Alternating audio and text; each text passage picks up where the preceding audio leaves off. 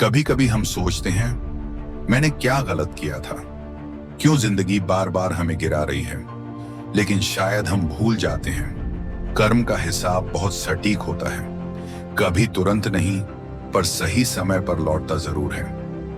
आज मैं तुम्हें एक ऐसी कहानी सुनाने वाला हूं जो सिखाएगी कि अच्छा कर्म कभी व्यर्थ नहीं जाता और बुरा कर्म छिप नहीं सकता। बहुत समय पहले की बात है। राजा अर्जुन देव नाम का एक शक्तिशाली राजा था। वो बहादुर था, पर अहंकारी भी। उसे लगता था कि उसकी ताकत ही उसका धर्म है और वो अपने कर्मों का हिसाब किसी को नहीं देगा। एक दिन उसने एक गरीब किसान की जमीन जबरदस्ती अपने महल के लिए छीन ली। किसान रोता हुआ बोला, राजन, आज तो आपने मेरा घर लिया है, पर याद रखना, ऊपर वाला सब देख रहा है। राजा हंस पड़ा। ऊपर वाला मुझे नहीं रोक सकता। वक्त बीता। राजा के राज्य में अकाल पड़ा।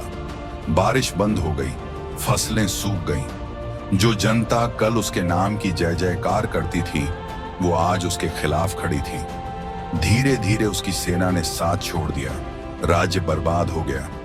राजा अकेला रह गया, भूखा प्यासा और टूटा हुआ। एक दिन वही राजा जंगल में भटक रहा था। तभी उसे एक झोपड़ी दिखी। वो वहां गया और पानी मांगा। झोपड़ी के अंदर वही बूढ़ा किसान था जिसकी जमीन उसने छीन ली थी। किसान मुस्कुराया और बोला, राजन, कर्म का फल कभी देर से आता है, पर आता जरूर है। परंतु मैं अपना कर्म नहीं बदलूंगा। आपने मुझसे जमीन छीनी थी, मैं आपको पानी नहीं छीनूंगा। राजा के आंसू निकल पड़े। उसने किसान के पैर पकड़ लिए और बोला, मुझे माफ कर दो। मैंने दूसरों को दुख दिया और आज वही दुख मेरा बन गया। किसान बोला, माफी मैं नहीं दूंगा राजन। ये काम ऊपर वाला करेगा जब आप सच्चा कर्म करने लगेंगे। उस दिन से राजा अर्जुन देव ने अपना जीवन बदल लिया। वो सत्ता छोड़कर लोगों की सेवा में लग गया। वो हर किसी से कहता, धन नहीं, कर्म कमाओ, क्योंकि धन साथ नहीं जाता, पर कर्म हमेशा लौट कर आता है, या तो वरदान बनकर या सजा बनकर। जिंदगी में जो भी करो, कर्म का ध्यान रखो, क्योंकि ये दुनिया घोल है।